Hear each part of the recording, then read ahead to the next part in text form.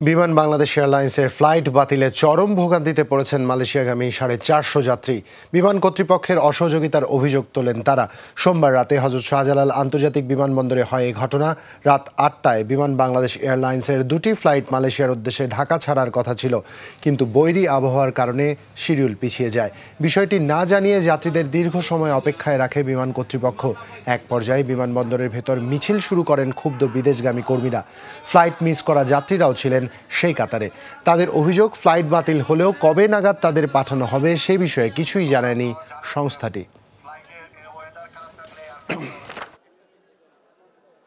গতকাল রাত্রে একটা 30-এ ছিল আর কি। আমরা সন্ধ্যা 6টায় আসছি। একটা 30-এ ফ্লাইট ছিল, আর ফ্লাইট ক্যান্সেল হয়ে গেছে কই, আর সুনির্দিষ্ট কোনো টাইম দেয় নাই।